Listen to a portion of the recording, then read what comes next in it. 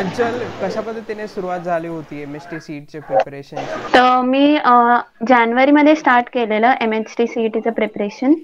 Because त्याच्या डिसेंबरपर्यंत JEE मेन्सवर focus होता माझा. मी 12th मध्ये म्हणजे मेन 12th मध्ये मी सिरियसली फोकस झाले मी ह्याच्यावर JEE मेन्सवर.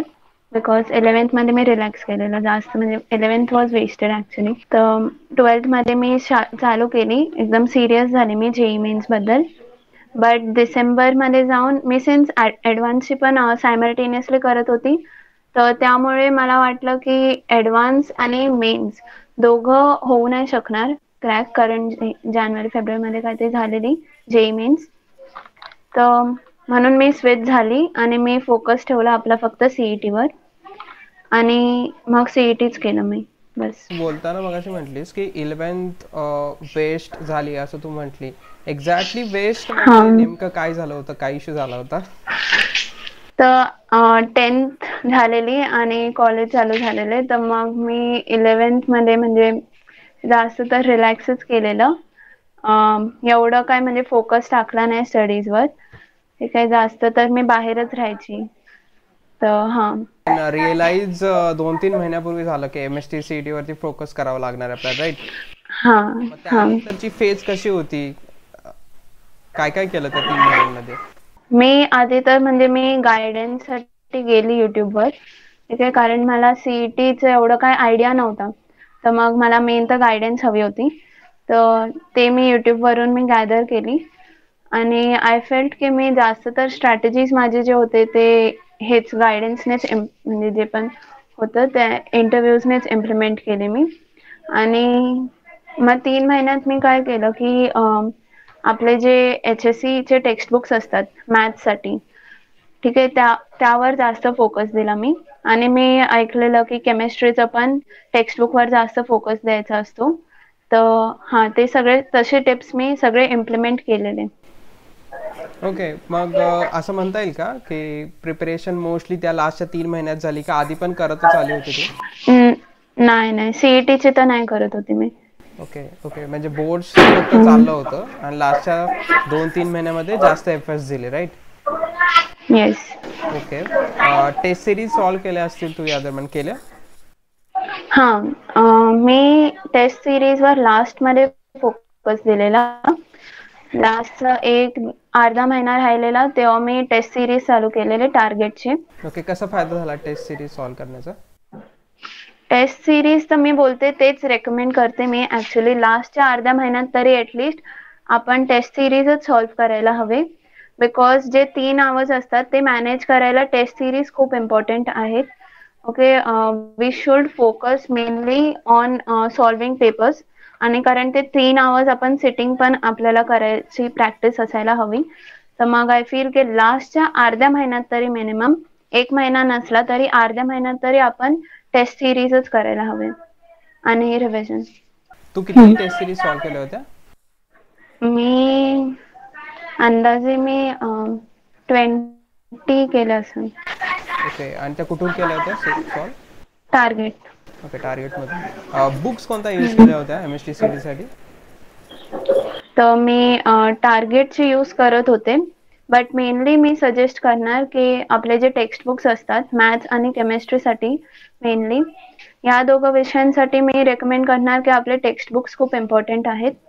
आणि ह्याच्या व्यतिरिक्त जर आपण गेलो तर मग आय रेकमेंड की PYQ सॉल्व्ह करा. ओके, JEE साठी पण प्रिपरेशन केली होती तू थोडीफार, तर का स्विच करावं वाटलं की JEE आता JEE नको, आता CET वरती जास्त फोकस करावं? कारण जे ॲडव्हान्सचं जे लेवलचं प्रिपरेशन होतं, जास्त तर माझा सिलेबस कंप्लीट झाला नव्हता, तर त्यामुळे मी स्विच करायचं ट्राय केलं. मग काय फरक जाणवतो CET आणि JEE मध्ये? आय फील की माझा सिलेबस लवकर खतम होऊ शकला. माझी प्रिपरेशन 3 महिन्याचीच होती, बट तरी पण द रिझल्ट्स वर फ्रुटफुल. तर मग आय फील की CET इज म्हणजे CET आपण क्रॅक करू शकतो. म्हणजे JEE पेक्षा कमी लेवल आहे त्याचा, तर त्यामुळे आपण CET क्रॅक करू शकतो आणि एक चांगल्या कॉलेजमध्ये पण ॲडमिशन घेऊ शकतो. फेवरेट सब्जेक्ट कोणता होता PCM मध्ये? केमिस्ट्री नाही तर मॅथ्स. ओके, मग केमिस्ट्रीचा स्टडी कसा केला होता? आपल्या स्टुडंट्सना गायडन्स करण्यासाठी काय सांगशील? केमिस्ट्रीसाठी मी क्लास नोट्स केलेले आणि टेक्स्ट बुक आणि PYQs. थोडे डीप सांगू शकते? कारण की जस्ट म्हणजे केमिस्ट्रीचे काही खूप स्टुडंटना हार्ड पण जातं, राईट? मग थोडं तू काय टेक्निक्स यूज केल्या होत्या रिॲक्शनसाठी किंवा रीडिंग जास्त करतात केमिस्ट्रीसाठी, सो हां, केमिस्ट्रीचं मी डेली रीडिंग करायची, डेली रिव्हिजन करायची.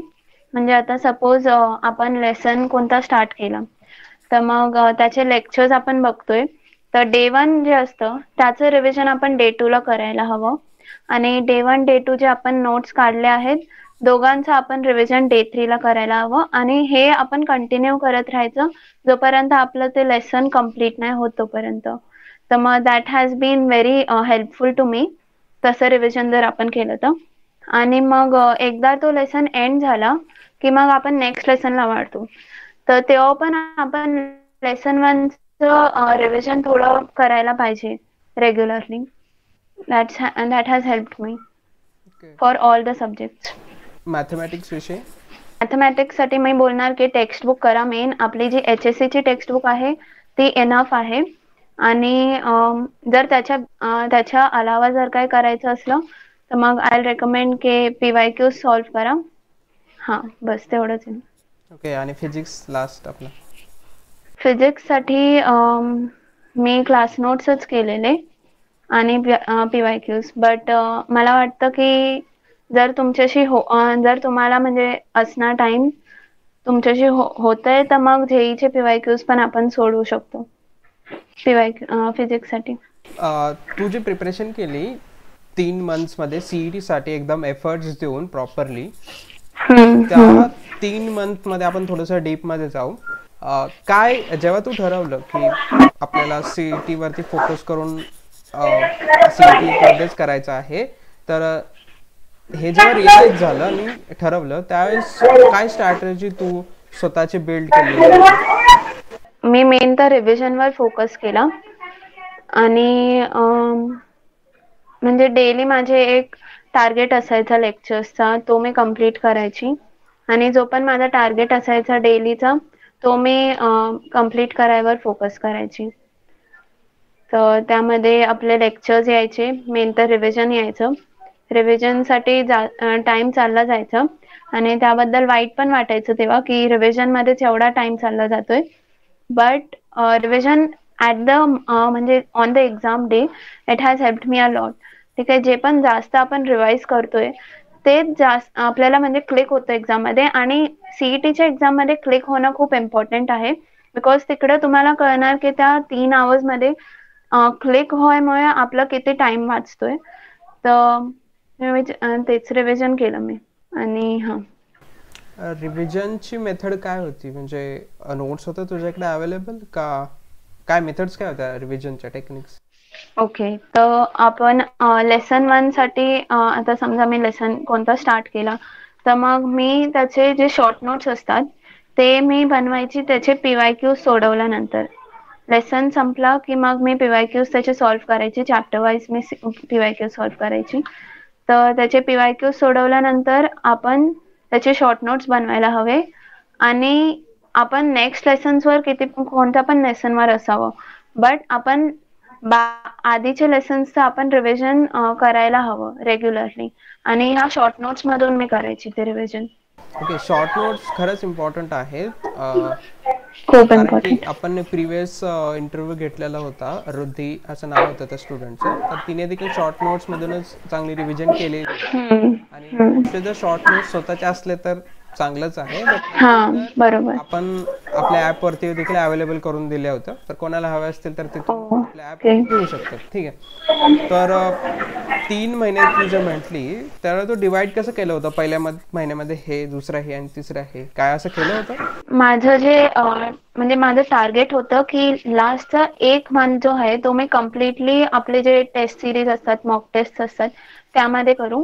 बट माझं सिलेबस जे आहे ते कम्प्लीट नव्हता झालेला, तर त्यामुळे लास्टचे म्हणजे 20 डेज 25 डेज राहिलेले, 20 डेज पकडा आपण, तर त्यामध्येच मी आपले मॉक टेस्ट सॉल्व्ह केलेले. आणि माझं 11th पण एवढं मी फोकस नाही केला, बिकॉज मला वाटलं मी म्हणजे जे इंटरव्ह्यूज बघितलेले त्यामध्ये पण ते लोक बोलायचे की 12th वर जास्त फोकस टाका, बिकॉज 12th जास्त येतं CET मध्ये. तर त्यामुळे मी 12th वर जास्त फोकस टाकलेला. आणि लास्ट मध्ये टाइम वाचलेला तेव्हा मी आपल्या 11th जे इम्पॉर्टंट टॉपिक्स असतात, वेटेज ज्यांचं जास्त आहे CET मध्ये, ते मी सोडवलेले, ते मी लर्न केले. आणि त्यांचे पण मी फक्त PYQच केलेत. म्हणजे वन शॉट व्हिडिओज बघायची आणि त्यांचे PYQ सोडवायची. That's it 11th टॉपिकसाठी. हे जे 3 महिने होते ते म्हणजे कधीपासून स्टार्ट झाले होते? जानेवारी. जानेवारी, फेब्रुवारी, मार्च या 3 महिन्यातच तू जे काय आहे ते स्टडी केला, राईट? हो. हां. बऱ्याच वेळा म्हटली की इंटरव्ह्यू व्हिडिओ मधून गायडन्स थ्रू तुला तुझी स्ट्रॅटेजी बनवता आली, राईट? मग आणि इंस्टाग्रामवर देखील तू स्वतःहून मेसेज केला होता की जी कॉन्सेप्टवाला चॅनलवरती इंटरव्ह्यूज आहेत तुला खूप हेल्प झाली, राईट? तर इलॅबोरेट करू शकते की मी जे इंटरव्ह्यू व्हिडिओ टाकले आपल्या चॅनलवरती त्याचा तुला कसा फायदा झाला?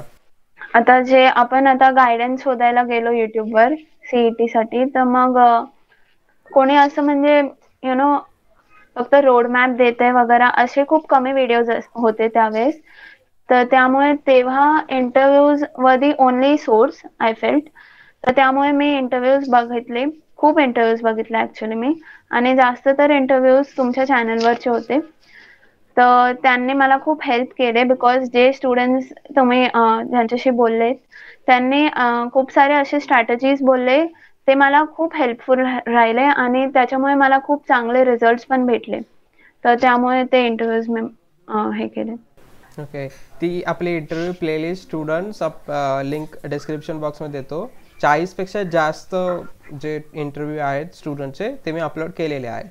आणि कसं वाटतंय तुला की तू त्या प्लेलिस्ट मध्ये आता तुझा देखील व्हिडिओ येणार आहे? कसं वाटतंय? हो, मला पण खूप बरं वाटतंय. थँक्यू फॉर इन्व्हायटिंग मी. पुन्हा एकदा CET कडेच येऊयात आपण. CET खरंच इतकी अवघड आहे का? मला तर वाटतं की CETचं लेवल ठीक आहे, ठीकठाक आहे. JEE एवढं नाही आहे, बट एकदमच इझी पण नाही आहे. CETचं जे लेवल आहे ते लास्ट इयर 2022 पासून तर इन्क्रीज झालंय. JEEच्या लेवलचे पण क्वेश्चन्स यायला लागले. आमच्या शिफ्टला पण आलेले JEEच्या लेवलचे, फिजिक्स मध्ये मॅथ्स मध्ये बघितलं तर मग JEEच्या लेवलचे पण आलेले क्वेश्चन्स. पूर्ण प्रिपरेशन पिरियड मध्ये कधी असं वाटलं का की आता काहीच होऊ नाही शकत आणि मग गिव्ह अप करून दिलं, काहीच केलं नाही, असं झालं कधी? मला तर वाटतं अख्खी प्रिपरेशन जी होती माझी ती असंच होतं की म्हणजे मी खूप डाऊटफुल राहायचे अख्खा वेळ ऍक्च्युली. बट आय फील की तुम्ही म्हणजे you should believe in your self. ठीक आहे, आता जर तुम्ही बरोबर गायडन्स घेतले असणार आणि जर तुम्ही जे प्रॉपर थिंग्स आहे, जे करेक्ट थिंग्स आहे, तर तुम्ही जर ते रिपीटेडली करत राहणार, जर तुम्ही कन्सिस्टंट राहणार त्याच्यामध्ये, तर मग तुम्हाला रिझल्ट भेटणारच आहे चांगले. So you shouldn't worry about that. Okay, फक्त तुम्ही करत राहा, जे पण राईट आहे ते करत राहा. जसं की रिव्हिजन मी बोलली, हे सगळं तुम्ही केलं जर डेली, तर मग अँड मॉक टेस्ट वगैरे, तर मग इट विल बी हेल्पफुल.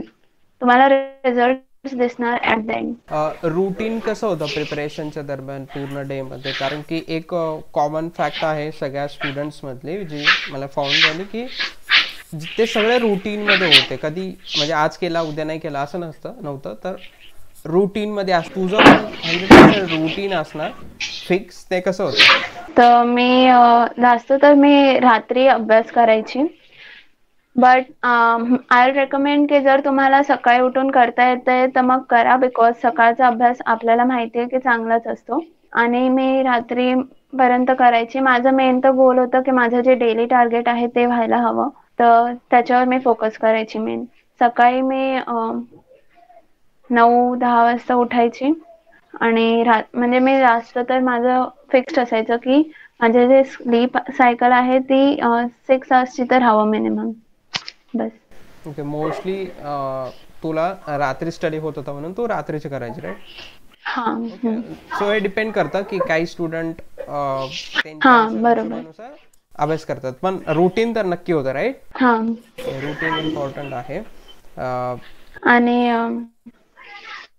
तर मी हे पण रेकमेंड करणार की तुमचं जे रुटीन असतं डेलीमध्ये ते ट्राय करा की तुम्ही 3 आवर्सची जास्तची सिटिंग ठेवावी आणि त्यानंतर तुम्ही ब्रेक पण घ्यायला हवा. I will highly encourage to take breaks, to go for a walk or something, ताकी त्याच्यामुळे जे परत येऊन आपल्याला जे रिफ्रेश होतो आपण, ते खूप इम्पॉर्टंट आहे. ठीक आहे, त्याने आपली एफिशियन्सी वगैरे वाढते. तर मग आय विल रेकमेंड की go for a walk or something, or talk to someone, or do something, some physical activity if you can. Okay. CET मध्ये 200 आउट ऑफ मार्क्स आठवत आहेत का किती होते ते काउंट करता येतात आपल्याला? माझे 142 होते. 142 आणि त्याच्यातून मग पर्सेंटाइल किती निघले? माझे 99.78. ओके. आणि रँक? रँक ओव्हरऑल माझी 457 होती. तर आता व्हीजीटीआय मध्ये आहे कम्प्युटर इंजिनिअरिंग मध्ये, राईट? तर एक्सपिरियन्स कसा आहे सो फार व्हीजीटीआय मध्ये? तर व्हीजीटीआय मध्ये येऊन मला म्हणजे मी बोलणार की VJTI is all about fest, friends and opportunities. You get a lot of opportunities in VJTI. म्हणजे मला आणि फेस्ट पण खूप असतात इथं. तर मग कधीच तुम्हाला म्हणजे फन मिस होतंय आणि कोणतं फेस्ट अप्रोच नाही करत आहे असं होणार नाही. कोणतं ना कोणतं फेस्ट अप्रोच करतच असतं. आणि if you want to have fun, there is some of the other fest waiting for you. आणि there are a lot of opportunities to explore the various tech fields that are there. आणि इकडचा crowd पण चांगला आहे. इकडचे seniors पण खूप helpful आहेत. तर मी आधी ऐकायचे की सिनियर्स हेल्पफुल असतात वगैरे, but now I have experienced it आणि I have truly felt it की सिनियर्स खरंच खूप हेल्पफुल आहेत व्हीजीटीआयचे. लास्ट एक मेसेज म्हणून स्टुडंट्सना काय सांगशील? बिकॉज या प्रिपरेशन पिरियडमध्ये बरेच काही जण डिमोटिवेटेड होतात, तर त्यांना मेसेज म्हणून काय सांगशील? तर मी तर बोलणार की आता जो वेळ आहे, आता जास्त वेळ नाही उरलाय. ठीक आहे, तर ह्या वेळात जर तुम्ही स्वतःवर रेस्ट्रिक्शन्स ठेवले काही, जर तुम्ही म्हणजे थोडं सोशल मीडियातून साईड झाले वगैरे आणि थोडं फोकस केलं स्टडीजवर, तर होऊ शकतं सीईटी. ठीक आहे, नक्कीच होऊ शकतं. सो बी डिसिप्लिन, थोडं रेस्ट्रिक्शन्स लावा. जास्त वेळाचं नाही आहे, थोडाच वेळ आहे, तर मग थोडे रेस्ट्रिक्शन्स ठेवा आणि डिसिप्लिन राहा. येस, थँक्यू व्हेरी मच अंचल. तू स्टुडंट्सना गाईड केलं. तू इंटरव्ह्यू पाहत होती आपल्या चॅनलवरचे आणि तू डायरेक्ट आता स्टुडंट्सना येऊन आपल्या इंटरव्ह्यू प्लेलिस्टमध्ये तो आलेली आहे, तर त्याबद्दल देखील तुझं आभार आणि अभिनंदन. Thank you very much. थँक्यू. स्टुडंट्सना गाईड केलं. थँक्यू.